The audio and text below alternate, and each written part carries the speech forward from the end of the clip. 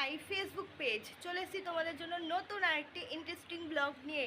তো আজকে হচ্ছে আমাদের পাশের বাড়ি পিসি শাশুড়ি ছেলের বউ 7-9 মাসে। তো সেই উপলক্ষেই তো একটু অনুষ্ঠান হচ্ছে ছোটোখাটো করে। তো তার জন্য দেখতেই পাচ্ছ যে আমি একটু সাজুগুজু করেছি।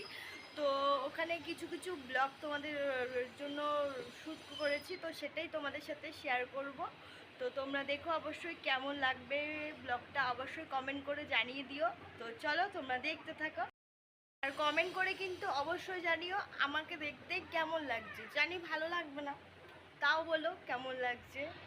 চলে আসলাম সকালে জলখাবার নিয়ে। সকালে তৈরি করা হয়েছিল ফুলকো ফুলকো গরম গরম লুচি, আর সাথে ছিল হলো আলুর তরকারি, যেটা খেতে খুবই ভালো হয়েছিল। আর যেহেতু দুপুরে খাওয়া দাওয়া ওদের ওখানে, তাই আগে থেকেই সব কিছু তোড়জোড় করা শুরু হয়ে গেছিল। দেখতেই পাচ্ছ চেয়ার টেবিলও অলমোস্ট পাতা হয়ে গেছে।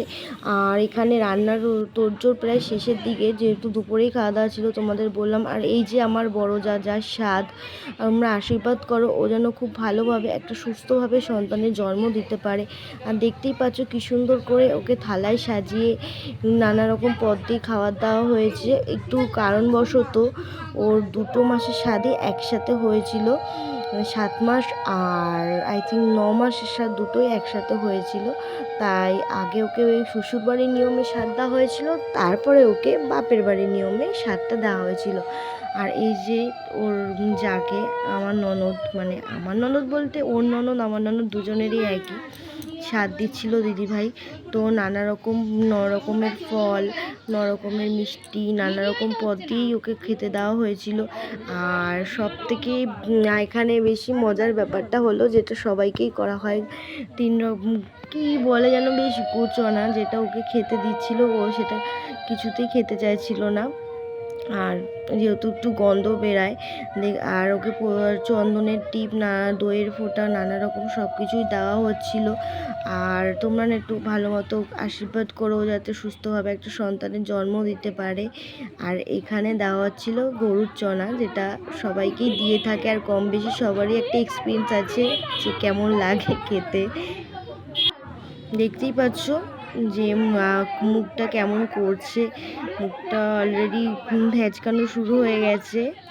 আর তোমাদের সাথে না বেশি কিছু শেয়ার করতে পারিনি, দুপুরে কী খাওয়া দাওয়া হয়েছিল ওখানে, তো সেগুলো শেয়ার করা হয়ে ওঠেনি। তো যেটুকু পেরেছি আমি তুলতে, সেটুকুই আমি তোমাদের সাথে শেয়ার করছি। তোমরা জানিও ভিডিওটা কেমন লাগছে, আর অবশ্যই কমেন্ট করো যে তোমরা আর কী ভিডিও দেখতে চাও। তো আমি সেভাবেই চেষ্টা করব তোমাদের সামনে নানা রকম ভিডিও তৈরি করার।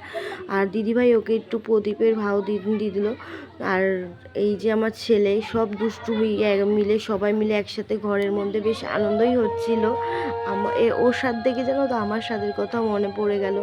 যেহেতু আমার করোনার টাইমে বেবি হয়েছিল, তাই আমার হয়তো বড় করে স্বাদ হয়নি, তাই একটু মনটা খারাপ লাগছিল যে একটু বড় করে স্বাদটা হলে বেশ আনন্দ লাগতোই।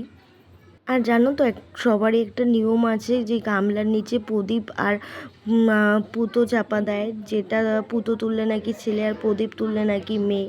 যদিও আমি এগুলো খুব কম বিশ্বাস করি, ছেলে মেয়ে যেটাই হবে দুটোই মায়ের সন্তান, দুটোই যেন সুস্থভাবে বাড়ি ফিরে আসতে পারে। আর এই যে পায়েস, যেটা মেইন হলো স্বাদের উপকরণ, তো সেটাই ওকে খাওয়ানো হচ্ছিল। তো চলো আপাতত ব্লগটা এইটুকুই। তোমাদের ব্লগটা কেমন লেগেছে অবশ্যই কমেন্ট করে জানিও। আপাতত সবাই সুস্থ থেকো, ভালো থেকো, টাটা, বাই বাই।